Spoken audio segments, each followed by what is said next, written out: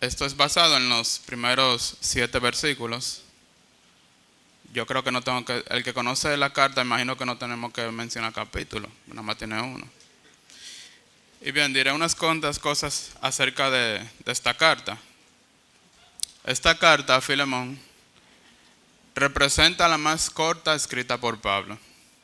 La misma es una carta personal, es decir, que en este caso no va dirigido ni a iglesia, ni a comunidad, ni a naciones. Es directamente a un hombre, en este caso es Filemón.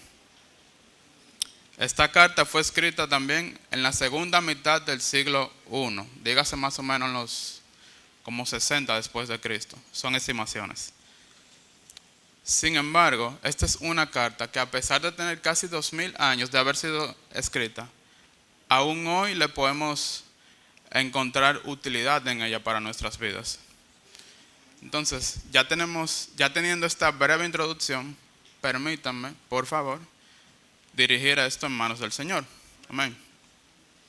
Padre Celestial, gracias, mi Dios, por todo lo que tú has permitido. En este momento, oh Dios mío, te agradezco por todo lo que tú has hecho en nuestras vidas, por tus maravillas, Señor, por tu benignidad, por tu paz, Señor, que solamente tú puedes dar, Padre amado. Gracias, Señor, por este momento. Te pido que tú me ayudes a poder transmitir correctamente este mensaje. Que si hay algo, mi Dios, que tú no quieres que yo diga, Señor, tú lo quites de mí. Permite también, Dios, que todos tengamos corazones dispuestos a escuchar tu palabra, Padre amado. Y que de ello, Señor, podamos sacar un poquito, Señor, para conocerte más a ti. Lo ponemos esto en tus manos, en el nombre de tu Hijo amado Jesús. Amén.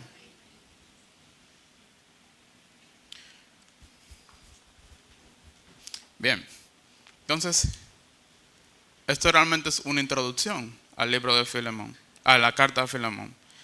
Y yo tengo una introducción de la introducción ahora mismo. Entonces, lo primero es, ¿qué es restauración que transforma? Y para ello tengo una historia medio inventada. Y permítanme leerla porque en verdad no me la embotellé. Dice así: hace muchos años, un carpintero encontró un mueble destrozado. Probablemente llevaba años allí, acumulando sobre él un sinnúmero de desperdicios. El mueble, además de sucio, estaba lleno de moho, con la madera podrida y algunas partes desvanecidas por las polillas que se lo habían comido. Ya nadie lo quería. El carpintero tomó el mueble y lo llevó a su taller. Dedicó días limpiando la suciedad acumulada por el tiempo. Reparó cada grieta que veía y sustituyó lo necesario. Al cabo de unas semanas, el mueble estaba como nuevo. Entonces, a alguien que pasaba por el taller de dicho carpintero, al observar la obra finalizada de este, le preguntó: ¿por qué dedicaste tanto tiempo en algo que para nada servía y ya nadie quería? Y el carpintero le respondió: porque yo veía en él lo que podía hacer y no lo que era. Y es precisamente esto, mis hermanos, de lo que trata la restauración. No de lo que es, sino de lo que puede llegar a ser. Sin embargo, la restauración más importante no está en objetos, no está en ninguna de las cosas que nosotros conocemos. Está en las personas. Y ya habiendo conocido un poquito de lo que es la restauración, ahora sí vamos a entrar un poquito en lo que es Filemón. Vamos a entrar al contexto para poder entenderlo. Los personajes principales, aún se mencionaron varios, en esta carta son Pablo, Filemón y Onésimo. Ahora bien, Pablo en ese momento estaba preso por causa del evangelio. Incluso era enemigo de muchos judíos, ya que lo que él había hecho, que era predicar el evangelio, se consideraba para ellos una transgresión. Él estaba en ese momento en lo que era una prisión domiciliaria, por un periodo más o menos de unos 2 años. Filemón, conocido como cristiano, como hombre de recursos, era líder de una iglesia en su casa. Ahora, ¿por qué digo como hombre de recursos? Porque la situación que aparentemente que nos da las escrituras nos hace entender que así lo era. Porque tenía una iglesia en su casa y tenía también algo que se conocía como esclavos. Y ahí quiero presentar a Onésimo. Onésimo, gracias mi hermano. Onésimo era esclavo de Filemón. Y este había huido de su presencia, de Filemón. Y probablemente hizo otras atrocidades como incluso robarle. Ahora, uno pensará, esclavo, sí. Es importante resaltar que en este momento la esclavitud era algo totalmente normal en lo que era en ese periodo del Imperio Romano. De acuerdo con algunas estimaciones, se entiende que incluso una tercera parte de la población romana en ese entonces era de esclavos, donde muchos de ellos ocupaban puestos regulares como médicos, carpinteros, albañiles, etc. Realmente ya era aceptado en Roma eso, no era nada realmente fuera de lo normal. Entonces, ¿qué fue lo que pasó? ¿Por qué Pablo escribe esta carta tan personal? Porque fíjense que cuando nosotros, por ejemplo, leemos Corintios, es carta a los Corintios. Si leemos Efesios, a la iglesia de Éfeso. Pero ¿por qué precisamente a Filemón? ¿Por qué no a una comunidad? Y es esto, que Pablo se topa con una situación en la que él mismo se ve como intercesor entre Onésimo y Filemón. Entonces, como ya había mencionado, Onésimo huye y se encuentra con Pablo, el cual estaba preso en Roma. El cual en ese momento en el que se encontró a Pablo, aparentemente también fue convertido a Cristo. Y Pablo lo envía de regreso, porque Pablo no podía ir, él estaba preso. ¿Y saben con quién envía a Onésimo de regreso? Precisamente con Filemón. Ahora, esto no era algo realmente para nada sencillo, porque la ley romana, así como permitía la esclavitud, también en ese entonces permitía lo que es, ahora sí, permitía lo que es un castigo severo para aquellos esclavos que se escapaban, que eran fugitivos. Pero también había otro punto de vista, estaba el de Filemón. Filemón probablemente tenía cierta vergüenza social. Filemón probablemente tenía cierta vergüenza social por lo que había sucedido con Onésimo. Onésimo había escapado de él. Y por lo tanto la relación que existía entre Onésimo y Filemón estaba rota. Ahora Pablo, movido por el Evangelio, por la gracia del Señor, intercede en esta situación para buscar restauración. Fíjense que aún no hemos leído nada, no hemos leído todavía nada. Ahora, importante también decir que para Pablo era una situación también muy delicada, pues Pablo estaba preso. Él no estaba preso por ningún delito realmente, sino por causa del Evangelio. Y a pesar de eso, Pablo toma el riesgo de hacer esto, de predicar el Evangelio. Y él estaba en ese momento en espera de juicio. Pero también podríamos decir que Pablo aprovechó las circunstancias de su arresto. Si vamos al libro de los Hechos, capítulo 28, versículo 16, Isaac, si lo puedes poner en pantalla. Hechos 28, 16.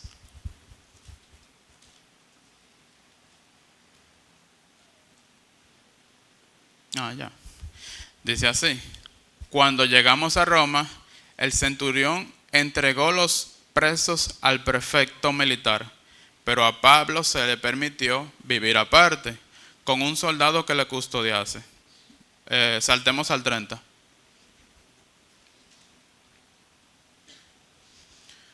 Y dice, y Pablo permaneció 2 años enteros en una casa alquilada y recibía a todos los que a él venían. Tanto estos versículos, el 16 como el 30, nos hace entender que sí es cierto, Pablo estaba preso. Pero como menciona la Biblia, él estaba en una prisión domiciliaria. Ahí menciona una casa alquilada. Yo honestamente no sabía que el alquiler era tan viejo, no sé ustedes. Eso tiene aparentemente muchísimo tiempo. Ahora, ¿qué aprovechó Pablo de esta situación? Vamos al versículo 23 ahora, del mismo Hechos 28. Dice, habiéndole señalado un día, vinieron a él muchos a la posada, a los cuales les declaraba y les testificaba el reino de Dios desde la mañana hasta la tarde, persuadiéndoles acerca de Jesús, tanto por la ley de Moisés como por los profetas. Amén. Entonces fíjense cómo Pablo, a pesar de estar preso, a pesar de estar en espera de juicio, la palabra dice que estaba en prisión 2 años, que duró 2 años. Él aprovecha la situación de que él está preso por una prisión domiciliaria. Fíjense que tal vez la idea era poder controlarlo, poder tenerlo aparte. El 16 que leímos inicialmente dice que él estaba custodiado por un soldado. El 30 nos menciona que estaba en una casa alquilada, por lo tanto era una prisión domiciliaria. Pero también dice que él recibía a todos los que venían a él. Cuando vamos al capítulo 23, ahí nos damos cuenta que él hacía. Dice que él testificaba el reino de Dios desde la mañana hasta la tarde. Fíjense el amor que tenía Pablo, señores, por la vida de los seres humanos, por cada uno de aquellos que realmente buscaban el nombre del Señor. Independientemente de que él estaba preso por causa del Evangelio, pues él continuaba predicando el Evangelio, incluso preso. ¿Haríamos nosotros eso? Entonces ahora sí, vamos a la lectura de Filemón. Si puedes colocarlo en pantalla, por favor. Bien, dice así: Pablo, prisionero de Jesucristo, y el hermano Timoteo, al amado Filemón. Fíjense que la carta es precisamente a Filemón, colaborador nuestro. Y a la amada hermana Apia, y a Arquipo, nuestro compañero de milicia, y a la iglesia que está en tu casa. Gracias y paz a vosotros de Dios, nuestro Padre, y del Señor Jesucristo. Fíjense cómo Pablo, ahí nos damos cuenta desde el primer versículo, cómo Pablo dirige esta carta únicamente a Filemón. Dice al amado Filemón. No menciona una iglesia, no menciona una nación. Es precisamente a Filemón. Pero algo que también me gustaría resaltar de esto es la relación que él veía con Filemón. Él dice colaborador nuestro. Él no colaboraba en trabajos, vamos a decir, de un día a día. ¿Qué estaba haciendo Pablo en ese momento? Predicando el evangelio, llevando la palabra, ¿verdad? Entonces, cuando él menciona que Filemón es colaborador nuestro, es porque Filemón hacía lo mismo. Él exaltaba al Señor. Vamos al 4. Dice, doy gracias a mi Dios, haciendo siempre memoria de ti en mis oraciones, porque oigo del amor y de la fe que tienes hacia el Señor Jesús, y para con todos los santos, para que la participación de tu fe sea eficaz en el conocimiento de todo el bien que está en vosotros por Cristo Jesús. Dice el 7, pues tenemos gran gozo y consolación en tu amor, porque por ti, oh hermano, han sido confortados los corazones de los santos. Amén. Entonces, ¿cómo realmente Pablo inicia este proceso de restauración? Fíjense que Pablo menciona que él es colaborador nuestro, o sea que tanto él como Filemón son partícipes de la gracia del Señor y de expandir ese territorio cristiano. Pero él también afirma las virtudes que tiene Filemón. Porque realmente toda restauración inicia con el reconocimiento de lo que se puede llegar a hacer. Porque esta restauración no era solamente para Onésimo, también era para Filemón, porque realmente era la relación de ellos dos que estaba rota. Vemos en el versículo 5 que dentro de las virtudes que mencionaba Filemón, él menciona que su amor hacia los santos era conocido. Es decir, Filemón era un hombre ejemplar. Si fuera una persona que no estuviera llena del Espíritu Santo, que no tuviera fe, realmente eso no fuera algo que Pablo destacase, sino que él menciona que su amor hacia los santos era conocido. Y no solamente era que él creía en Cristo, sino que su fe era ayudaba a la relación de otros. También vemos en el versículo 7 que el mismo testimonio de Filemón daba descanso a otros.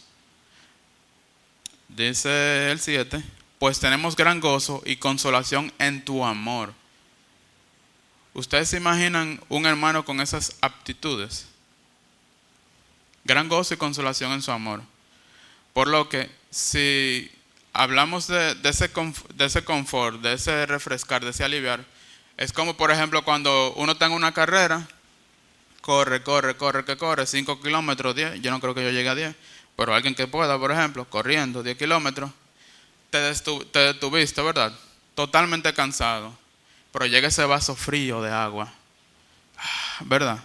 Ese es el confort del cual hablaba Pablo hacia Filemón, que él era una persona que confortaba los corazones de otros, que refrescaba, que aliviaba. Entonces, cuando hablamos de una aplicación para esto, hay muchas personas que en nuestras vidas traen paz, pero también esas personas pueden ser probadas en algún momento, y esto precisamente sucedía con Filemón. Filemón, a pesar de ser una persona que conocía del Señor, tenía una relación rota con Onésimo. Y eso es lo que pasa cuando una de las dos partes le falla a la otra. Pero la petición de Pablo no era porque Onésimo lo merecía, sino en base al amor y fe que él ya conocía del Señor. Ahora, tengo algo aquí que dice lecciones para nuestra vida. Entonces, aquí dice que todos tenemos un Onésimo en nuestra vida. ¿A qué se refiere eso? Todos tenemos a alguien que nos ha fallado, ¿o no? Todos tenemos a alguien que nos haya decepcionado en algún momento en nuestras vidas. También tenemos a alguien que nos haya lastimado. Y estos enunciados no es para que uno piense de que, wow, Emil me hizo esta cosa. Tú vas a ver cuando yo lo vea. Tú vas a ver, Emil. No, mis hermanos, no se refiere a eso. No se refiere a reconocer únicamente que hemos sido heridos. La pregunta es, ¿qué haremos con esa herida? ¿La dejaremos pasar? ¿Dejaremos que eso se convierta en una raíz de amargura? ¿O buscaremos la manera de restaurar esa relación? También sabemos que todos en algún momento tal vez fuimos un Filemón. No solamente hemos decepcionado, sino que tal vez a nosotros nos han decepcionado, ¿verdad? Entonces, tengo un versículo aquí para leer.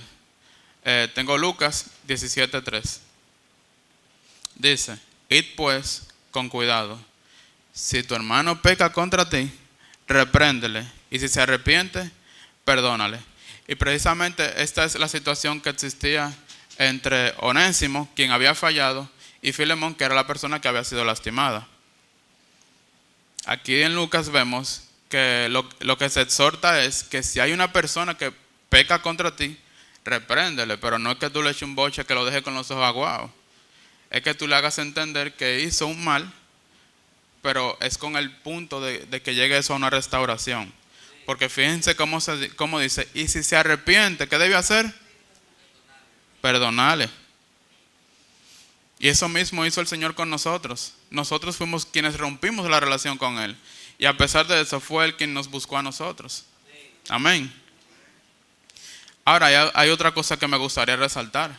Hay momentos en que somos quien ha fallado, Onésimo, que también somos la persona herida, como el caso de Filemón, pero también hay momentos que nos toca a nosotros ser Pablo y ser la persona que intercede por otros. Y habrán sí momentos para interceder, en que otros deban ser restaurados y nosotros debamos ser esa herramienta de gracia para el Señor. E incluso vemos desde el libro de Génesis que entendemos la necesidad de tener una relación, en este caso con Dios. Y que a través del pecado nosotros fuimos separados de nuestro Dios. Y para restaurar esa relación con el Señor, nosotros lo hicimos a través del arrepentimiento de nuestros pecados. Y Pablo entendía perfectamente lo que era el arrepentimiento. Pues la misma experiencia que él tenía propia de él mismo, se puede percibir en la vida, en la Biblia, perdón. Recordemos que Pablo era perseguidor de la iglesia. Si vamos al libro de Hechos, no tienen que ponerlo en pantalla, lo leeré rápido. Hechos 9:4. Dice así, para que vean que Pablo era perseguidor de la iglesia. Y cayendo en tierra, oyó una voz que le decía: Saulo, Saulo, ¿por qué me persigues? Eso fue el Señor que habló directamente con Pablo, conocido previamente por Saulo. Yo no sé si cada vez que yo leo eso ahora me acuerdo de la canción aquella, pero es otro tema. Entonces, ¿qué quiero dejarle dicho con esto? Todos en algún momento necesitamos tal vez restauración, pero ¿cuál será nuestra actitud que vamos a tomar frente a este hecho? Pablo, conociendo ya que él tenía una relación no rota, destruida totalmente con el Señor, él pudo restaurar eso, no solamente restaurar, sino que la mejoró, porque realmente él fue perseguidor de la iglesia. Pablo conocía lo que era el perdón, Pablo conocía lo que era la gracia del Señor, y por ese conocimiento que él tenía, porque él había recibido esa gracia, él intercedió entre Onésimo y Filemón. Y Dios nos llama hoy a vivir este mensaje, hermanos. Y ahí es que debemos de pensar en qué área de nuestras vidas nosotros necesitamos restauración. ¿A quién necesitamos nosotros ver como Cristo nos vio a nosotros? ¿O dónde necesitas dejar de exigir justicia y comenzar a sembrar gracia? Porque muchas veces, hermanos, una persona comete una falta contra nosotros, tal vez muy grave, y nosotros queremos buscar justicia. Pero el Señor, si fuera por la justicia, nosotros no estaríamos aquí, porque nosotros somos salvos por su gracia. Fuimos justificados por su sacrificio, no por el nuestro. Entonces, habrá un momento donde nosotros tenemos que dejar de lado la justicia humana que nosotros buscamos y pensar en la gracia que el Señor tuvo con nosotros, para que nosotros a través de ese conocimiento llevemos gracia también a otros y puedan conocer al Señor a través de nosotros. Entonces, el Evangelio nos restauró, hermanos. Nosotros teníamos una relación rota con el Señor, como les mencionaba desde el Génesis, y nosotros fuimos restaurados. Ahora nos toca ser esa vía de restauración para otros. Y bien, lo que hemos visto en esta carta de Filemón nos presenta un escenario real y cargado de muchas tensiones. Tenemos a un hombre lastimado, el cual fue Filemón. Tenemos a la persona que hizo el daño, que es Onésimo. Y tenemos el puente de gracia, que en este caso el Señor usó a Pablo. Y este es el inicio de una historia que yo no voy a continuar, de Filemón. Ahora, ya para cerrar, porque sí, yo no voy a durar mucho, yo quiero que la historia que vimos desde el principio, ¿recuerdan la del carpintero? ¿La recuerdan? Digan que sí. Amén. Ahora sí. La historia del carpintero, vamos a desmenuzarla de otra forma, para que entendamos aún más profundo lo que es la restauración. ¿Recuerdan el carpintero? Dijeron que sí. Ese carpintero, mis hermanos, es Dios, el cual no solamente puso su tiempo, sino que dio a su Hijo por el bien de nosotros. Ahora, ¿quién representa el mueble? Nosotros representamos ese mueble destruido, sucio, lleno de moho, carcomido hasta el tope y que ya nadie quería. Ahora, ese taller representa ese lugar donde nosotros somos transformados, ese aposento donde nosotros nos tomamos ese tiempo con Dios para ser restaurados y transformados a través de Cristo, no de nosotros. Y en ese mismo proceso, llenándonos de su gracia. Ahora bien, ¿recuerdan también que hubo una persona que criticaba la creación del maestro? Sí. Yo no sé si dicen que sí, porque sí, pero está bien, sí. La persona que criticaba esa obra maestra del carpintero es el mundo que nos señala a nosotros constantemente. Porque siempre veremos a alguien que critique lo bueno. Tal vez porque no lo tiene, tal vez por desconocimiento, pero realmente siempre habrán personas señalándonos a nosotros. Lo hiciste tú, lo hiciste mal, ¿por qué así? ¿Por qué debiste? ¿Y saben qué? Esa obra preciosa finalizada, somos nosotros, mis hermanos. Cuando pasamos a través del Evangelio, cuando le conocemos a Él, cuando realmente nos arrepentimos. Porque sí, hablamos de una restauración entre Onésimo y Filemón, pero a veces descuidamos la relación más importante que tenemos, que es nuestra relación con Cristo, hermanos. ¿Y ustedes recuerdan la pregunta que le hizo esa persona que pasaba? Déjenme buscarla nuevamente. Se me perdió en el chivo. Guay, eso era tan largo. Ok. La persona le preguntó: ¿por qué dedicaste tanto tiempo en algo que para nada servía y que ya nadie quería? Él hablaba del mueble. Pero ¿saben qué? Si hoy en día al Señor le preguntaran eso, yo creo que Él diría la misma respuesta que dio en ese cuento medio inventado. Y Él dijo: porque yo veía lo que en Él podía hacer y no lo que era, hermanos. Entonces, ya así para cerrar, quiero mencionarle que hace más de 2000 años alguien decidió defendernos. Nuestras acciones no eran justificadas, pero su gracia sí nos justificó. Ese alguien, tal vez hay alguna persona que no sé si no lo conoce o no lo conoce bien, pero ese alguien es Jesús. Y ese alguien no fue que tomó un mueble y decidió mejorarlo. No fue que tomó su tiempo, mis hermanos.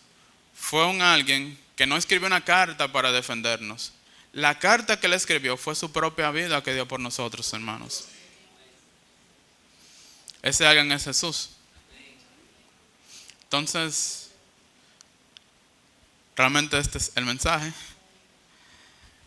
Quiero agradecer al Señor porque para mí fue muy difícil esto. Yo tenía días tal vez que no dormía, pero la gracia del Señor, mis hermanos, es suficiente. Quiero que aquellos que tal vez tienen una relación rota, tal vez no con el Señor, pero tal vez sí con un hermano, se queden pensando qué vamos a hacer. Recuerden las preguntas que uno se hacía. Si alguien nos ha fallado, si alguien nos ha hecho algún daño, ¿qué haremos nosotros, hermanos?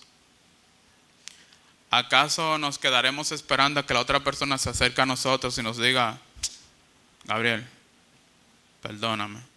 No va a pasar siempre, hermanos. A veces nosotros tenemos que ser esa persona que con valentía nos acerquemos y le diga: Gabriel, mira, yo sé que pasó tal cosa entre tú y yo, pero yo quiero que esa relación entre nosotros sea restaurada, porque tu amistad lo vale. Muchas veces serán con hermanos de la iglesia, puede que sea con algún familiar, puede que sea tal vez con un vecino, pero nosotros como cristianos, según el ejemplo que nos da la Biblia, tenemos que aprender a restaurar relaciones. Tal vez no seamos ni la persona que falló, ni la persona que ha sido ofendida, pero tal vez nos toca interceder así como Pablo lo hizo. Ya Pablo nos dio el ejemplo, pero mucho antes que Pablo, Jesucristo nos dio el ejemplo de interceder por otros. Él dio su vida, hermanos. ¿No daría usted por lo menos un momento de su vida para intentar interceder por otros? Entonces, quisiera cerrar en oración. Padre amado, gracias por este mensaje. No sé, mi Dios, con qué se ha quedado la iglesia, pero te pido, mi Dios, que tú sigas trabajando en los corazones de cada uno de nosotros. Te pido, mi Dios, que a través no solamente de tu palabra, Señor, sino también del mensaje que se pudo exponer, nosotros, Señor, seamos transformados. No por nuestro conocimiento, mi Dios, no por nuestra propia conciencia, sino, Señor, por tu gracia. Gracias, mi Dios bendito, porque hoy, Señor, seguimos viendo tu gracia. Porque hoy, Padre amado, a través de tu amor, podemos reconocer lo que es la restauración. Te pedimos, mi Dios, que a través, Señor, de tu Espíritu Santo, nuestros corazones sean convencidos de pecado, mi Dios. Que sean convencidos, Señor, la necesidad que tenemos no solamente de restaurar relaciones con otros hermanos, sino de restaurar nuestra relación contigo, mi Dios. Porque muchas veces nos descuidamos. muchas veces, mi Dios, en nuestro día a día nos vamos alejando más de ti. Y ese primer amor, mi Dios, que una vez conocimos, se nos aleja. Te pedimos, Padre amado, que tú nos ayudes. Que así como tú te enfrentaste a Pablo, que lo confrontaste, que le dijiste, ¿por qué me persigues? Tú hables a nuestros corazones. ¿Por qué te has alejado de mí? ¿Qué pasó contigo? ¿Qué pasó con el amor que existía? Mi Dios, te pedimos que a través de todo esto, mi Dios, seamos capaces de reconocer la falta que hemos tenido contra ti y contra otras personas. Ayúdanos, Señor, en este camino, mi Dios, del Evangelio. Ayúdanos, Señor, en este camino de reconocer, mi Dios, la grandeza tuya. Ponemos esto en tus manos, mi Dios. Gracias por todo, Padre. En el nombre de tu Hijo amado Jesús. Amén.